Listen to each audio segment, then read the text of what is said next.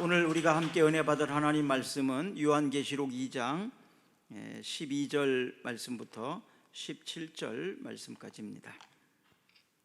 버가모 교회의 사자에게 편지하라. 좌위에 날선 검을 가지신 이가 이르시되 내가 어디에 사는지를 내가 아노니 거기는 사탄의 권좌가 있는 데라. 내가 내 이름을 굳게 잡아서 내 충성된 증인 안디바가 너희 가운데 곧 사탄이 사는 곳에서 죽음을 당할 때에도 나를 믿는 믿음을 저버리지 아니하였도다. 그러나 내게 두어 가지 책망할 것이 있나니 거기 내게 발람의 교훈을 지키는 자들이 있도다. 발람이 발락을 가르쳐 이스라엘 자손 앞에 걸림돌을 놓아 우상의 제물을 먹게 하였고 또 행음하게 하였느니라.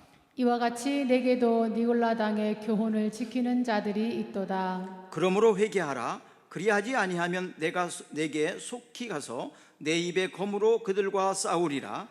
귀 있는 자는 성령이 교회들에게 하시는 말씀을 들을지어다. 이기는 그에게는 내가 감추었던 만나를 주고 또 흰 돌을 줄 터인데 그 돌 위에 새 이름을 기록한 것이 있나니 받는 자 밖에는 그 이름을 알 사람이 없느니라. 아멘. 교회는 하늘 문을 열고 세상을 향하여 축복의 통로가 되는 곳입니다. 그래서 교회는 굉장히 소중한 것입니다. 교회는 하늘 문을 열고 세상을 향하여 축복의 통로가 되는 것입니다. 자, 한번 해봅니다. 시작.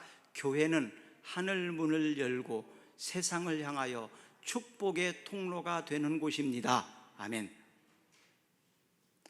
초대 7교회가 있는데 이 7교회는 내우외환, 외부의 근심과 내부의 근심과 외부의 환난과 핍박이 있었습니다. 오늘날 교회도 비슷하겠죠. 내적으로는 그런데 버가모 교회가 잘못 대처했지만 외적으로는 잘 대처한 것도 있습니다. 이 버가모 교회는 현재 지명으로는 베르가마라는 도시입니다. 이곳은 사탄의 왕좌가 있는 곳이고 안디바가 순교를 당한 곳이며 또 거대한 제우스 신전이 있었던 곳이고 황제 숭배가 성행한 도시였습니다. 로마 최초의 황제가 아우구스투누스잖아요. 그의 신전이 있는 곳이 바로 이곳입니다. 그래서 외부적인 어떤 환란이 많이 있었던 그런 곳입니다. 그래서 사탄의 왕좌가 있었던 곳이다. 내가 너희들이 어느 곳에 있는지를 안다. 이렇게 말하고 있습니다.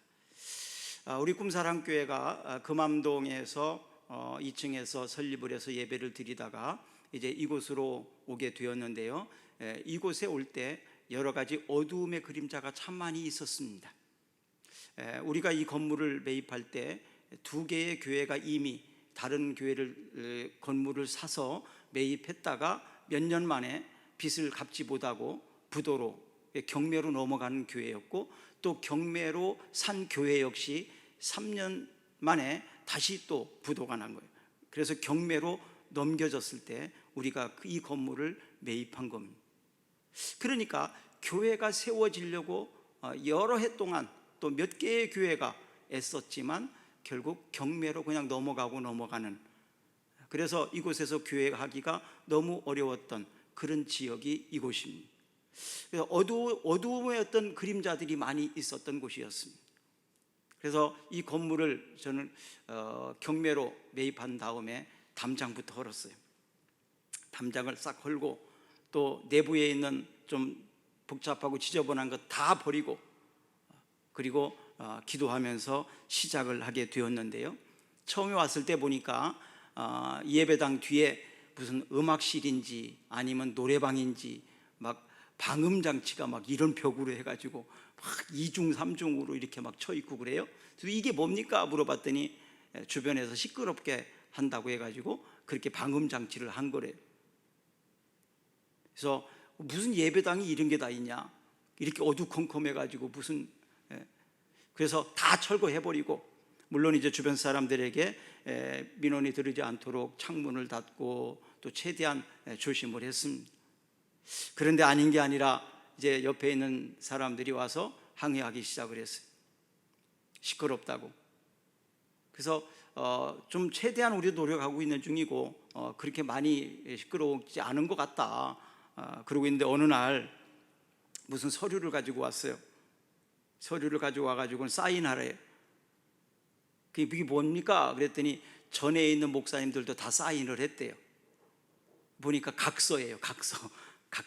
각서라고 딱 써놓고 언제든지 우리가 민원을 넣으면 건물을 비우고 나가겠다는 각서를 쓰라는 거예요. 거기다가 무슨 이런 게 다 있나? 그러고 그의 눈빛을 봤더니 사람의 눈빛이 아니더라고요. 아, 이건 마귀의 짓이구나, 사탄의 짓이구나. 그렇게 깨닫고 이제 그 일을 위해서 기도하기 시작을 했습니다. 결국 우리가 나간 게 아니죠. 그분들이 나갔습니다. 그리고 교회 뒤에 건물도 한 분이 또 사셨던 분인데 건물을 매입하라고는 너무 비싸게 팔려고 하는 거예요. 그래서 우리 전 집사님 부부를 보내서 좀 한번 타협해보라 그랬더니 시세보다 좀 너무 비싸게 달라는 거예요. 그렇게 살 수는 없지 않습니까? 정당한 가격으로 사야지, 그렇잖아요? 그래서 기다렸다가 결국 뒤에 있는 건물도 사서 이제는 우리에게 어느 누구도 시끄럽다고 할 사람이 없습니다. 그래서 마음껏 기도하고 마음껏 찬양하고 마음껏 예배할 수 있는 그런 환경이 되었습니다. 이것이 주의 은혜인 줄로 믿습니다. 주님이 우리 교회를 사랑하는 줄로 믿습니다. 건물보다 여러분들을 사랑하기 때문에 그런 거예요. 여러분들이 주님을 사랑하고 우리가 주님을 사랑할 뿐만 아니라 주님이 우리를 사랑하시기 때문에 이 건물이 이제 하나님을 온전히 예배하는 장소로, 이 건물이 하나님께 기도하는 장소로 사용되어지기를 원한다는 사실입니다. 이제는 이 버가모 지역에 있었던 그 사탄의 왕자가 이제는 이 지역에도 벗어나고 물러가는, 교회가 승리하는 역사가 일어난 줄로 믿습니다. 자, 오늘은 이제 버가모 교회에 주신 말씀의 교훈을 통해서 사탄과의 싸움을 어떻게 해야 승리할 수 있는지를 배우도록 해보겠습니다. 요한계시록 2장 17절입니다.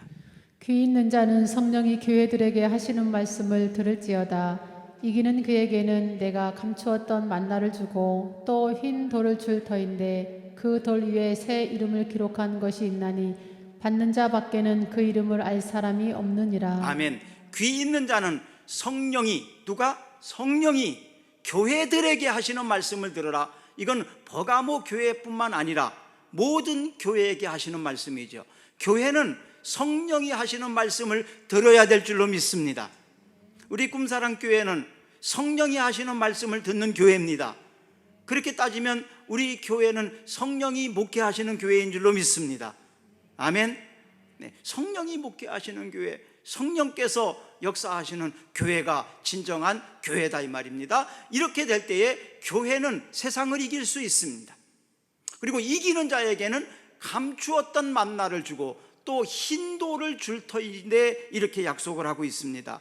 여기에서 만나 하면 출애굽 시대를 생각나게 하죠. 이스라엘 백성들이 가나안 땅 향하여 갈 때 가지고 왔던 양식이 모두 떨어졌습니다. 먹을 것이 없습니다. 먹지 못하면 사람은 다 죽지 않습니까? 그럴 때 그들은 농사를 지을 수도 없고 어떤 음식을 살 수도 없습니다. 이때 하늘에서 내려지는 만나, 그것을 통해서 이스라엘 백성들은 먹고 가나안까지 갈 수 있었습니다. 이때는 한시적으로 내렸던 만나였어요. 이 만나는 오늘날 영원히 하나님의 양식으로 하나님께서 주의 백성들에게 내려지는 양식입니다. 그래서 주의 백성들에게는 굶기지 않습니다. 주의 백성들을 하나님이 굶기지 않습니다. 걱정하지 마십시오. 두 번째로는 흰돌이라는 말이 나와요. 흰돌. 흰돌은 옛날에 재판할 때 검은 돌과 흰 돌을 가지고 재판장이 이제 어느 돌을 꺼내느냐에 따라서 유죄냐 무죄냐를 결정하는 거예요. 그래서 검은 돌을 내놓으면 이건 유죄입니다. 죄인이라는 거예요. 근데 흰 돌을 꺼내면은 이것은 무죄다. 이런 것입니다. 그래서 흰 돌을 주겠다는 것은 의롭게 하겠다, 죄 없게 하겠다, 자유하게 하겠다, 이런 의미가 됩니다. 어떤 것에 매여 살지 않고 자유롭게 살도록, 자유하도록 하겠다, 이런 뜻입니다. 오늘날 얼마나 많은 사람들이 매여 사는지 몰라요. 여러분, 귀신에 매여서 사는 사람 보셨습니까? 무당들이 대부분, 신들린 무당들은 귀신에 매여 사는 사람들이에요. 스스로가 원해서 그러는 거 아니에요. 가서 물어보세요. 어쩔 수 없이 하는 무당들이 참 많습니다. 귀신들에 매여서 사는 사람, 또 귀신들에 매여 사는 사람, 자유롭지 않은 사람은요, 이사도 아무 날이나 가지 못해요. 손 없는 날만 이사 가야 돼요. 그렇지 않으면 큰 어려움을 당하거든요. 그것으로부터도 자유롭다는 게 얼마나 행복한지 아세요? 우리는 아무 때나 내가 필요할 때 이사하면 되는 겁니다. 할렐루야. 굉장히 자유로운 거예요. 뭐 여러 가지 그런 것들에 매여 사는 사람들이 참 많습니다. 물질적으로도 우리는 자유로워요. 그렇죠? 물질적으로 자유롭지 못한 사람이 얼마나 많습니까? 빚쟁이가 되고 빚에 쪼들려 사는 사람들 보셨습니까? 얼마나 그 힘듭니까? 빚으로부터도 자유하기를 축복합니다. 질병에 매여서 사는 것도 얼마나 고통스러운지 몰라요. 그렇죠? 자유롭지 못하잖아요. 얼마나 고통스럽습니까? 질병으로부터도 자유하시기를 주의 이름으로 축복합니다. 흰 돌을 받으셔서 자유하도록 모든 일에 있어서 건강하기를 축복합니다. 또한 축제에 참여하는 입장권을, 흰 돌을 주었다고 합니다. 지금은 뭐 입장권 하면 뭐 이렇게 종이로 주기도 하고 모바일로 받기도 하고 뭐 그러잖아요. 근데 이때 당시에는 흰 돌이 입장권이에요. 입장권.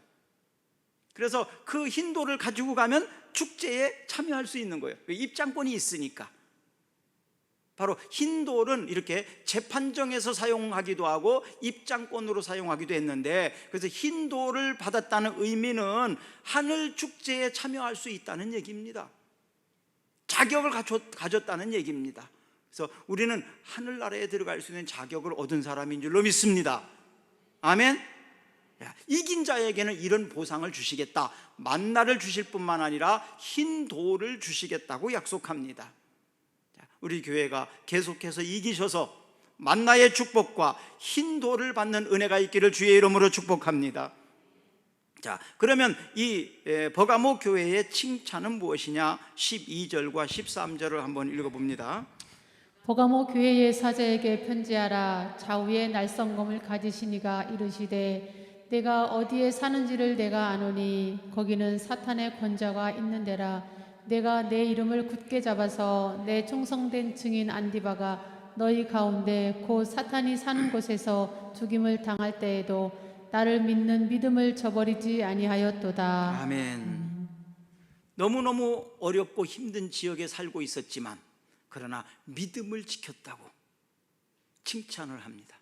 목숨을 걸고 믿음을 지켰다고 칭찬을 하고 있다는 겁니다. 우리가 이곳에 와서 각서에 사인하지 않았어, 어떤 협박을 해도 할 수가 없죠. 어떻게 그런 거 협박 됩니까? 말도 안 되는 얘기지. 끝까지 믿음을 지키는 교회가 돼야 될 줄로 믿습니다. 그럴 때 그 교회는 교회다워지는 거예요.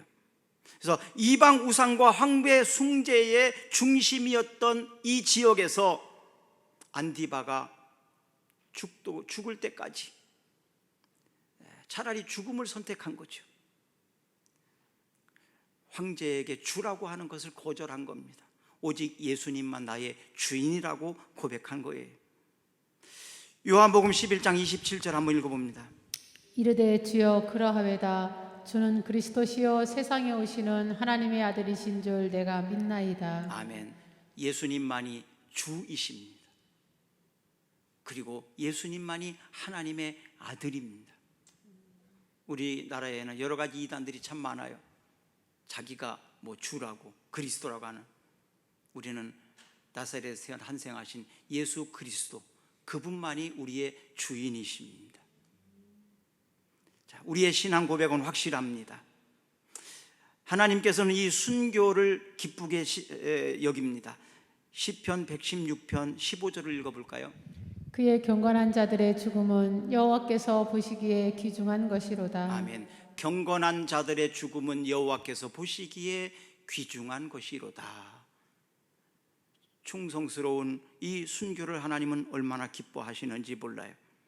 여기서 안디바가 순교를 당했다고 그랬잖아요. 근데 안디바를 제가 찾아보니까 이게 어떤 특별한 사람인지 아니면 그 버가모의 모든 교인들을 향하여 하는 것인지 두 가지 의미가 다 있는 것 같더라고요. 그래서 안디바의 이름은 뭐냐 하면 대항한다, 악에 대하여 대항한다, 이런 뜻이 있어요. 악에 대하여 대항한다, 불신앙을 거부한다, 이런 뜻이 있거든요.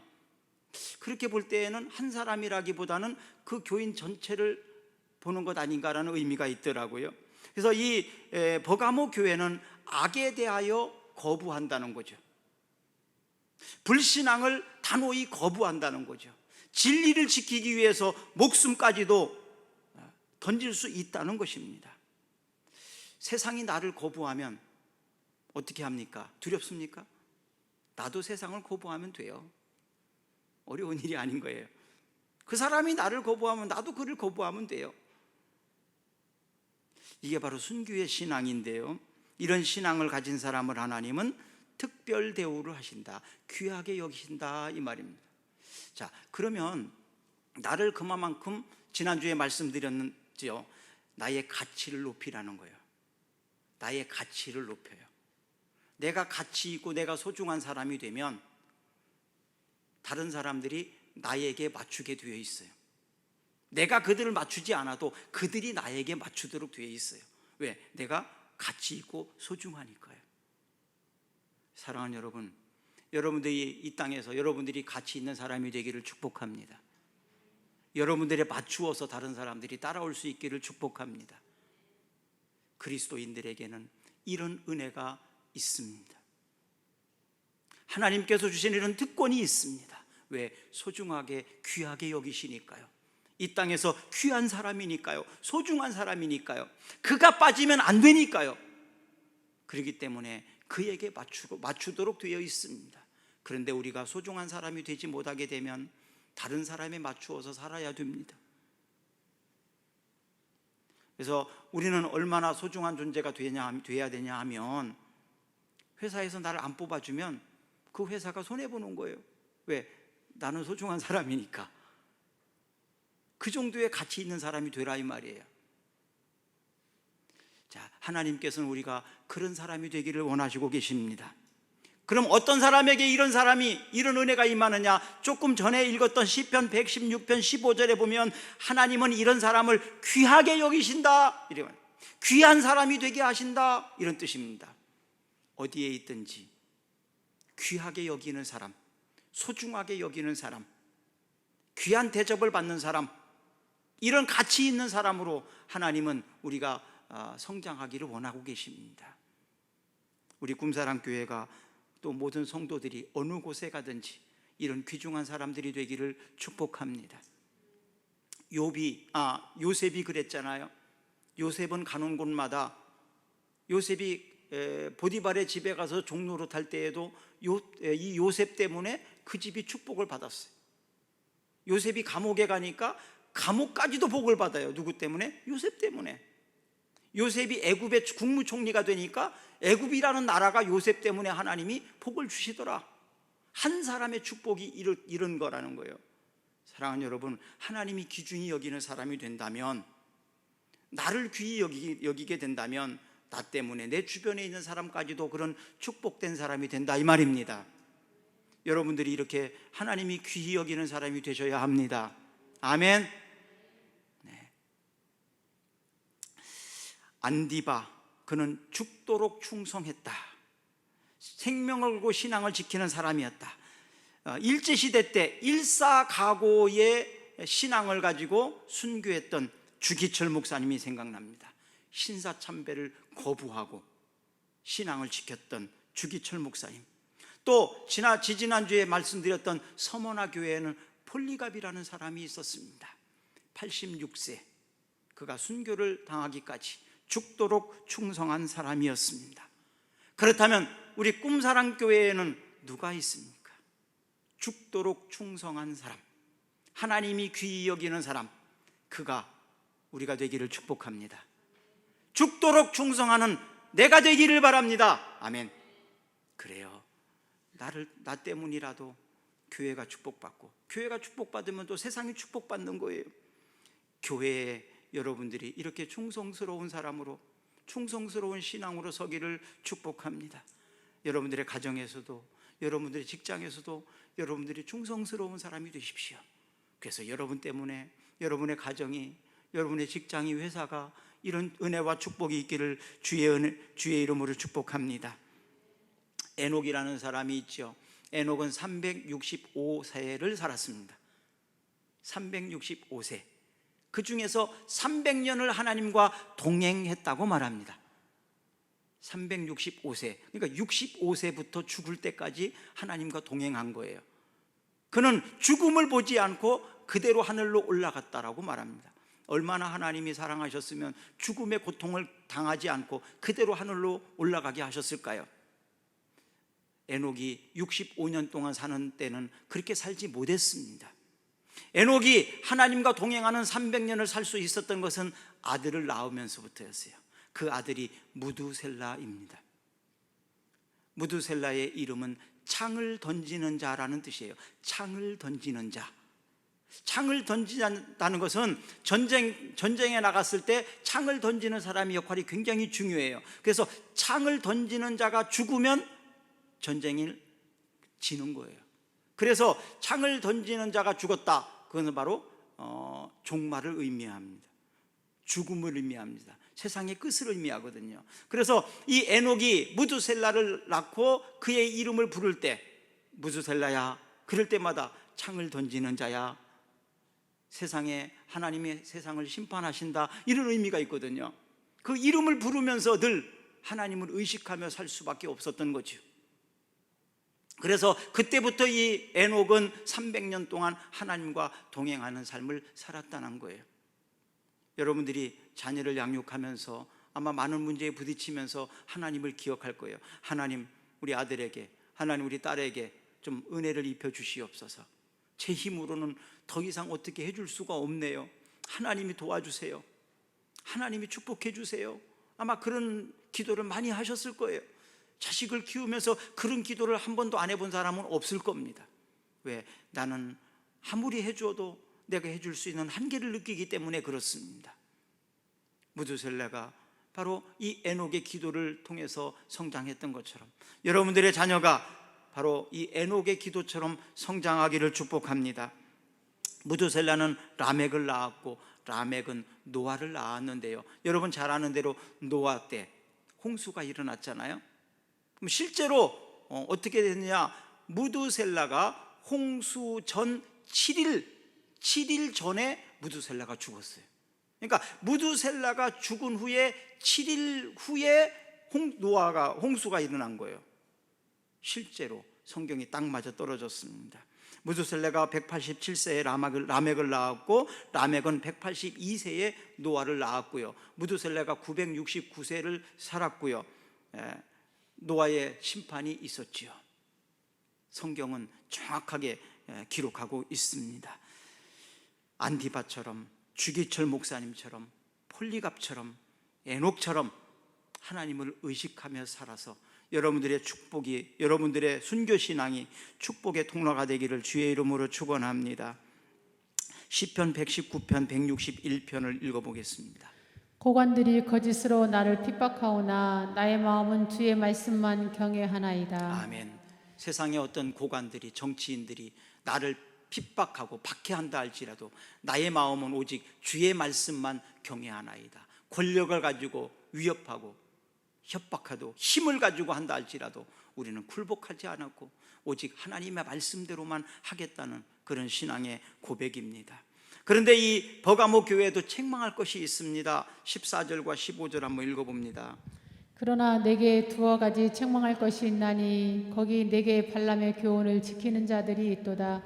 발람이 발락을 가르쳐 이스라엘 자손 앞에 걸림돌을 놓아 우상의 제물을 먹게 하였고 또 행음하게 하였느니라. 이와 같이 내게도 니골라당의 교훈을 지키는 자들이 있도다. 아멘. 이제 외부적으로는 잘 했지만 내부적으로 문제입니다. 바로 발람의 교훈과 니골라당의 교훈을 그들은 따랐다는 거예요. 이 발람은 바로 물질주의, 암몬주의를 말하고 있습니다. 민수기 22장에서 24장까지 나오는 이야기인데요, 모압 왕이 모압 여자의 음행을 따르도록 이스라엘을 유혹을 했고요, 또 모압 왕이 발락에게 뇌물을 주어서 이스라엘을 저주하도록 이렇게 했습니다. 그래서 이 우상 숭배와 또 재물의 욕심, 이런 것들을 의미하는 게 바로 모압의 발람의 교훈입니다. 또 니골라 당의 교훈은 서머나 교회에서 나왔었죠. 초대 7교회 집사 중에 한 사람이 바로 니골라였는데요, 이 니골라는 무율법주의, 자유주의 신앙을 가진 사람입니다. 오늘날도 자유주의적인 신앙을 가진 교회들이 가끔 있습니다. 이 자유주의 신앙, 바로 하나님의 말씀을 중심으로 하는 것이 아니라 다른 말로 하면은 쾌락주의라고도 할 수 있어요. 자유롭게 그냥 내가 하고 싶은 대로, 내 신앙만 안 잃어버리면 되는 거 아니냐, 내 믿음만 안 잃어버리면 되는 거 아니냐, 뭐 이 정도는 괜찮은 거 아니냐, 이런 신앙입니다. 결국 이것은 세속화되는 신앙입니다. 세속화되는 신앙이에요. 세속화되는 신앙을 그들이 갖게 되었다는 거예요. 이것에 대하여 책망하고 있는 것입니다. 재물이나 또 어떤 취미나 오락이나 여행이나 이런 것들이 우리의 신앙에 장애가 되지 않도록 해야 합니다. 이것이 바로 책망받을 일이 될 수도 있습니다. 주께서 내게 책망받을 일이 없는지 자신을 돌아보자는 거예요. 자, 베드로후서 2장 15절을 읽어보겠습니다. 그들이 바른 길을 떠나 미혹되어 부올의 아들 발람의 길을 따르는도다. 그는 불의의 삭슬 사랑하다가. 네, 여기도 나오죠. 발람의 길을 따랐는데 그는 불의의 삭슬 사랑하다가, 불의, 불법, 정당하지 않은 거, 그런 것들을 사랑하다가 책망받게 되었다는 거예요. 요한계시록 2장 6절, 오직 내게 이것이 있으니 내가 니골라 당의 행위를 미워하는도다. 나도 이것을 미워하노라. 서머나 교회는 이 니골라 당의 행위를 미워해서 그들과 치열하게 싸웠어요. 그런데 이 버가모 교회는 니골라 당의 사람들을 따랐다는 거예요. 반대적인 거죠. 서머나 교회는 이 니골라 당의 교훈을 경계하느라고 어떻게 보면 마음이 좀 서로 의심하고 경계하고 그러다가 사랑을 잃어버리는 그런 안타까움이 있었어요. 근데 이 버가모 교회는 니골라 당의 교훈을 따르는 사람들이 너무 많아요. 자유분방하게 신앙생활했다는 거예요. 지멋대로 신앙생활했다는 거예요. 바르게 신앙생활을 하려고 하지 않았다는 거예요. 자, 우리 교회는 먼저 목사가, 권사님이, 우리 집사님들이 바르게 믿음을 가르치고 우리가 먼저 바르게 신앙을 가져야 될 줄로 믿습니다. 그리고 우리가 바른 신앙을 우리 후손들에게 물려줄 수 있는 교회, 그런 전통을 가진 교회가 되어야 될 줄로 믿습니다. 전주 시내에는 1300개의 교회가 있어요. 1300개. 이 1300개 교회마다 많아요. 근데 왜 꿈사랑 교회가 다시 세워져야 됩니까?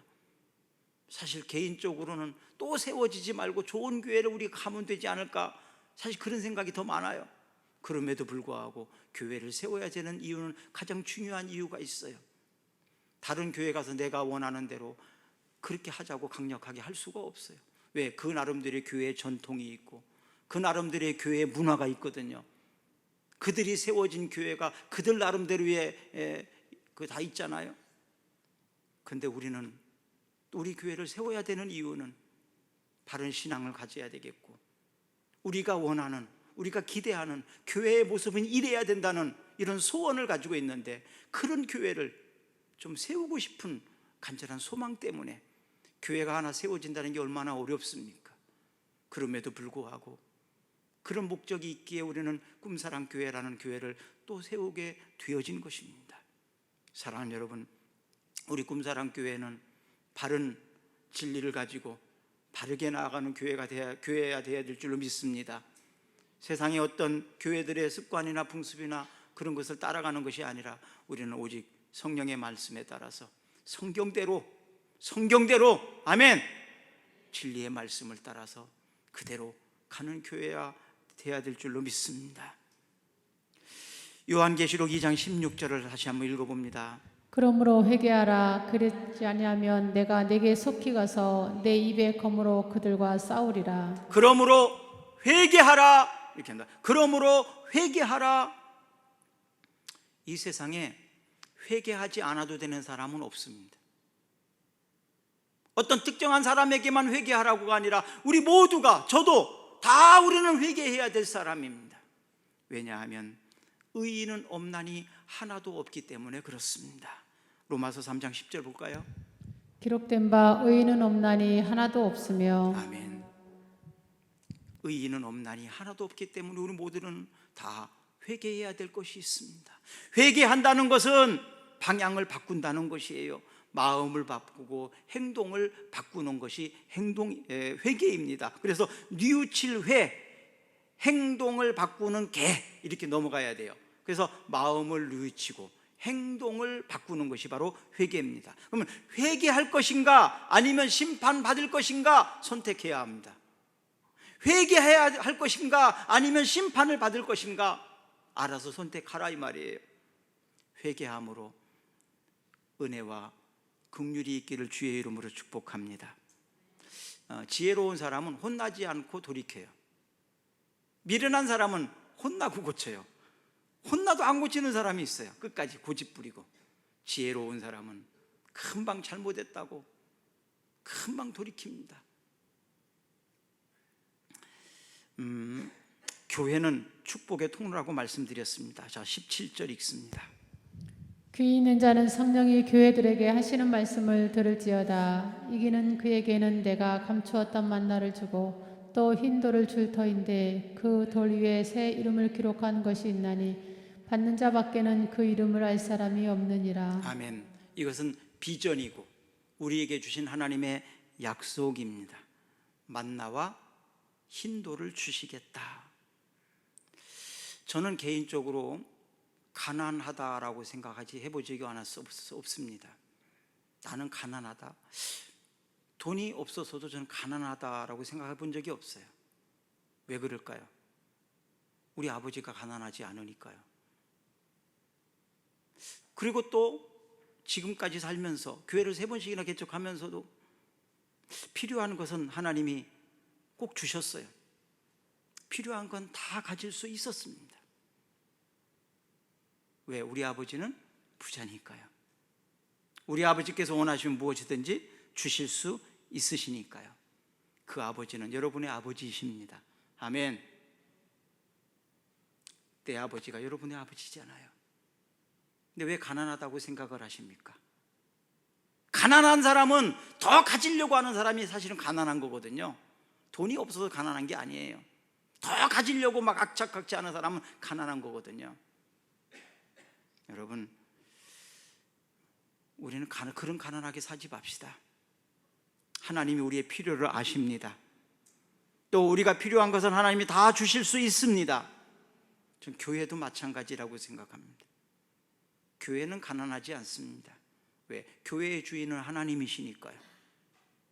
교회를 어떤 사람은 구제하듯이 도와준다고, 전 그거 굉장히 기분 나빠합니다. 저는 아니 무슨 교회가 거짓입니까? 교회를 도와주게? 교회의 주인이 예수님인데 건방지게 그렇잖아요? 하나님이 필요하시면 그 교회에 무엇을 못 주시겠습니까? 교회는 그렇게 가난하지 않아요. 하나님이 필요하시면 다 주실 줄로 믿습니다. 저는 지금까지 교회 그렇게 해왔습니다. 또 하나님이 필요하실 때 누구를 통해서든 그 다 일하셨습니다. 내가 주께 범죄한 나이다. 나를 용서하시옵소서. 회개하는 자에게 바로 이런 은혜가 있습니다. 만나의 축복과 흰돌의 축복이 우리 교회에 있습니다. 여러분들에게 있는 줄로 믿습니다. 그러므로 교회의 가장 위대한 자산이 뭐냐? 믿음이에요. 왜 제가 가난하지 않다고 말합니까? 저에게 믿음이 있으니까요. 저에게 있어서 가장 중요한 소중한 자산은 믿음입니다. 하나님을 향한 믿음입니다. 우리 교회의 가장 소중한 자산은 믿음입니다. 그 믿음이 있으면 모든 것을 할 수 있고 믿음이 없으면 아무것도 할 수 없다고 저는 생각합니다. 믿음이 없으면 아무것도 할 수, 아니 목사님 돈 있는데요? 해보세요. 되는지. 세상적인 건물을 만들어낼 수 있고 세상적인 편리함은 만들어낼 수 있지만 그곳에 은혜가 있을 것 같습니까? 그것을 통해서 하나님의 축복이 통로가 될 것 같습니까? 하나님이 그것을 사용하실 것 같습니까? 그렇지 않아요. 하나님은 믿음 있는 사람을 사용하십니다. 그래서 믿음이 있으면 모든 것을 할 수 있고 믿음이 없으면 아무것도 할 수 없는 것이 교회예요. 이것을 우리는 인정해야 합니다. 이것을 인정하지 않는다면 더 이상 그곳은 교회가 되지 못합니다. 교회의 자산은 믿음입니다. 그게 어디에 나오냐고요? 히브리서 11장 6절을 한번 읽어볼까요? 믿음이 없이는 하나님을 기쁘시게 하지 못하나니 하나님께 나아가는 자는 반드시 그가 계신 것과 또한 그가 자기를 찾는 자들에게 상 주시는 이심을 믿어야 할지니라. 믿음이 없이는 하나님을 기쁘시게 할 수 없어요. 그러면 교회가 하나님을 기쁘시게 할 수 없다면 그것이 교회입니까? 그건 교회가 아닙니다. 교회는 하나님을 기쁘시게 하는 것이 교회입니다. 우리 꿈사랑 교회가 하나님을 기쁘시게 하는 교회가 되기를 바랍니다. 누가복음 9장 19절에 믿음이 없는 세대에 대하여 책망하고 계시고 누가복음 9장 23절에는 할 수 있거든이 무슨 말이냐, 믿는 자에게는 능치 못함이 없느니라고 말합니다. 믿음이 있는 자에게는 능치 못함이 없습니다. 우리 꿈사랑 교회의 자산은 믿음입니다. 그리고 우리 꿈사랑 교회는 믿음의 간증이 있습니다. 우리 꿈사랑 교회는 여러 가지 믿음의 간증이 많습니다. 이루 말할 수 없죠. 다 말할 수 없을 정도로 엄청나게 많습니다. 사도행전 3장 6절을 읽어볼까요? 베드로가 이르되 은과 금은 내게 없거니와 내게 있는 것을 내게 주노니 나사렛 예수 그리스도의 이름으로 일어나 걸으라 하고. 바로 이것입니다. 은과 금은 내게 없지만 내게 있는 것으로 내게 주노니 나사렛 예수 그리스도의 이름으로 일어나 걸으라. 바로 이 믿음입니다. 교회의 자산은 믿음입니다. 믿음으로 나가시면 그 믿음의 역사가 우리들을 통해서 나타나게 될 겁니다. 찬송가 94장인데요. 우리 찬 나오시고요. 미국의 그 버벌리 세아라는 사람인데요. 이 사람이 노래를 참 잘했습니다. 그래서 미국의 NBC 방송국에서 그를 전속 가수로 쓰겠다고 그를 MBC 전속 가수로 쓰겠다고 그를 초청했습니다. 그가 가만히 생각을 해보니까 MBC 전속 가수가 되면 하나님을 예배하고 찬양하는 일에 있어서 마음껏 할 수가 없을 것 같아서 매일 것 같아서 그것을 포기했습니다. 그리고 돌아와서 그가 어머니가 평상시에 쓰셨던 그 시를 가지고 곡을 썼습니다. 그것이 바로 94장입니다. 우리도 이 찬양을 부르면서 우리 교회의 신앙 고백이 이런 고백이 되었으면 좋겠다라는 생각으로 마지막 끝 찬양을 이 선택을 했습니다. 우리 다 같이 일어나셔서 우리 이 찬양을 하면서 우리도 믿음으로 살아가는 간증자가 되고 싶습니다라고 우리 고백하십시다.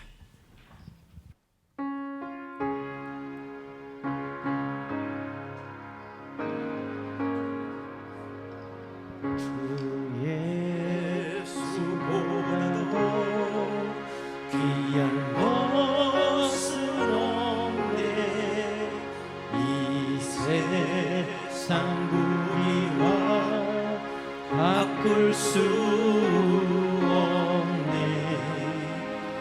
영축은 내 대신 돌아가신 그 놀라운 사랑 잊지 못해. 세상 다 버리고 세상 자랑과 버렸네. 주 예수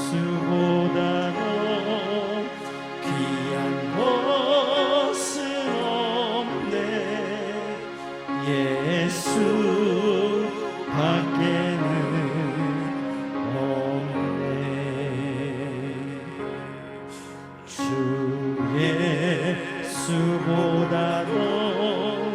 귀한 것은 없네.